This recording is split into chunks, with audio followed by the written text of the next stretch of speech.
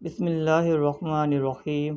ایک دفعہ ایک مسلمان عورت کے سامنے ایک یہودی عورت نے حضرت موسیٰ علیہ السلام کی سخاوت کا قصہ بیان کیا اور اس میں اس حد تک مبالغہ کیا کہ حضور نبی کریم صلی اللہ تعالیٰ علیہ وآلہ وسلم پر ترجیح دے دی اور کہا کہ حضرت موسیٰ علیہ السلام کی سخاوت تو اس انتہا پر پہنچی ہوئی تھی کہ اپنی ضروریات کے علاوہ جو کچھ بھی ان کے پاس ہوتا سائل کو دے دینے سے دریغ نہ فرماتے۔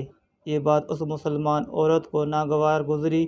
انہوں نے کہا، انبیاء علیہ السلام سب صاحب افضل و کمال ہیں، حضرت موسیٰ علیہ السلام کے سخاوت و احسان میں کچھ شبہ نہیں، لیکن سید عالم محبوب کائنات حضور نبی کریم صلی اللہ تعالیٰ علیہ وآلہ وسلم کا مرتبہ سب سے اعلیٰ ہے۔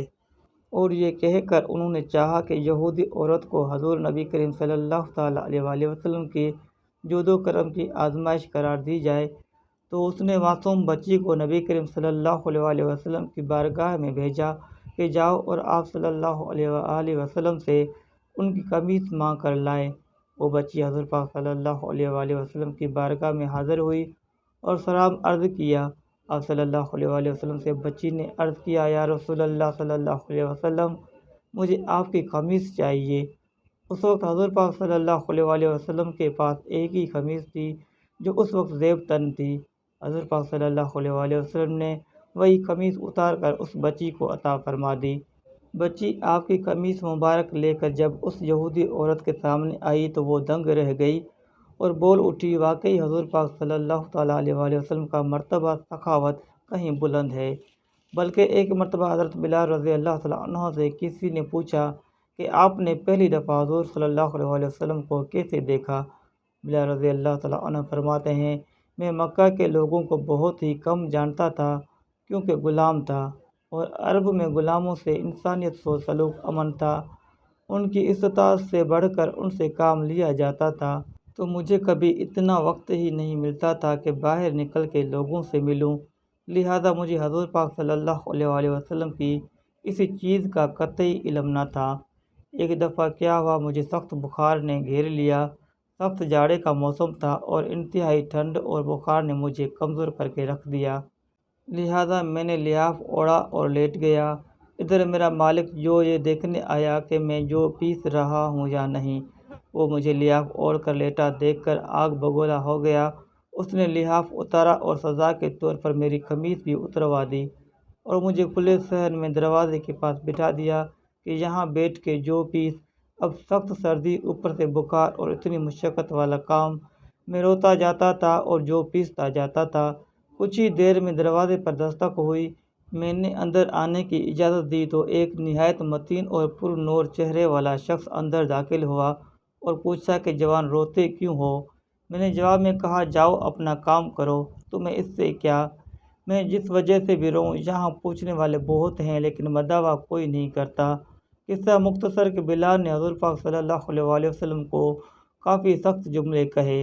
حضور یہ جملے سن کر چل پڑے۔ جب چل پڑے تو بلال نے کہا کہ بس میں کہتا تھا نا کہ پوچھتے سب ہیں، مداوع کوئی نہیں کرتا۔ حضور پاک صلی اللہ علیہ وآلہ وسلم یہ سن کر بھی چلتے رہے۔ بلال کہتے ہیں کہ دل میں جو ہلکی سی امید جاگی تھی کہ یہ شخص کوئی مدد کرے گا، وہ بھی گئی، لیکن بلال کو کیا معلوم کہ جس شخص سے اس کا واسطہ پڑا ہے وہ رحمت للعالمین ہے۔ بلال کہتے ہیں کہ کچھ ہی دیر میں وہ شخص واپس آ گیا، اس کے ایک ہاتھ میں گرم دودھ کا پیالہ اور دوسرے میں کھجوریں تھیں۔ آپ صلی اللہ علیہ وآلہ وسلم نے کہا، اسے پیو اور جا کے سو جاؤ۔ میں نے کہا، یہ جو کون پیسے گا؟ نہ پیسی تو صبح مالک بہت مارے گا۔ اس نے کہا، تم سو جاؤ، یہ پیسے ہوئے مجھ سے لے لینا۔ بلال سو گئے اور حضور پاک صلی اللہ علیہ وآلہ وسلم نے ساری رات ایک اجنبی حبشی غلام کے لیے چکی پیسی۔ صبح بلال کو پیسے ہوئے جو دیے اور چلے گئے۔ اور اگلی رات پھر بھی ایسا ہی ہوا، ایک دودھ کا پیالہ اور کھجور کو دے کر اور ساری رات چکی پیسی۔ ایسا 3 دن مسلسل کرتے رہے جب تک کہ بلال ٹھیک نہ ہو گئے۔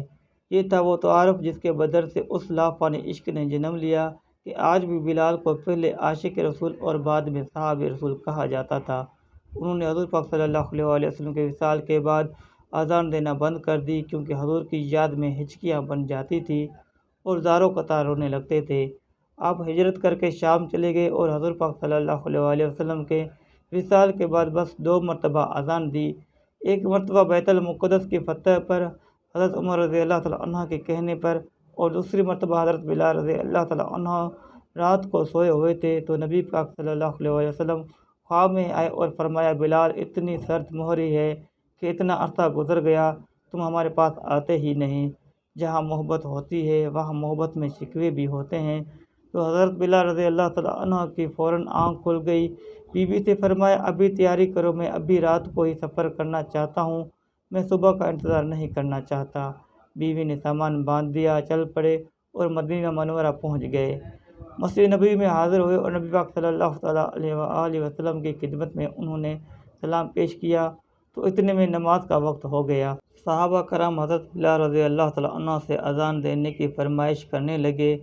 حضرت بلال رضی اللہ تعالیٰ عنہ نے منع فرما دیا۔ اتنے میں دو شہزادے آ گئے، حضرت امام حسن اور حضرت حسین رضی اللہ تعالیٰ عنہ۔ اب حسنین کریم نے بھی فرمائش کر دی تو ان کی فرمائش منع نہیں کر سکے۔ شہزادوں کی بات کو انکار کی گنجائش نہ تھی تو حضرت بلال رضی اللہ تعالیٰ عنہ نے اذان دینا شروع کر دی۔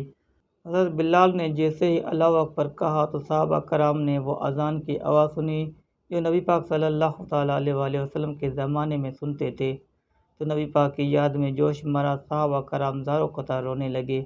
حضرت بلال رضی اللہ تعالیٰ عنہ کی بھی ہچکیاں بن گئی تو عورتوں نے بھی آواز سنی تو اپنے چہرے ڈھانپ کر بچوں کو لے کر مسجد نبوی کی دروازے پر آ کھڑی ہوئی۔ عجیب منظر ہے، مسجد کے اندر مرد رو رہے ہیں اور اس آواز کو سن کر جو محبوب صلی اللہ علیہ وآلہ وسلم کے زمانے میں سنا کرتے تھے، اور مسجد کے باہر عورتیں رو رہی تھی۔ اذان تو ختم ہو گئی مگر معاملہ اور نازک تب بنا جب ایک چھوٹے بچے نے اپنی ماں سے کہنے لگا، امی اتنے عرصے بعد بلال رضی اللہ تعالیٰ عنہ واپس تو آ گئے ہیں اور نبی پاک صلی اللہ علیہ وآلہ وسلم اب واپس آئیں گے۔ صحابہ کرام نبی پاک کو بے تحاشا یاد کرتے تھے۔ ناظرین، جب ہم رسول صلی اللہ تعالیٰ علیہ وآلہ وسلم کی حیات مبارکہ کا مطالعہ کرتے ہیں تو آپ کے حیات طیبہ میں سخاوت اور مہمان نواز کی بے شمار واقعات پاتے ہیں۔ آپ کا یہ معمول تھا کہ آپ صلی اللہ علیہ وآلہ وسلم کے گھر جب کوئی مہمان آتا تو جو بھی بہتر سے بہتر میسر ہوتا مہمان کی خدمت میں پیش فرماتے۔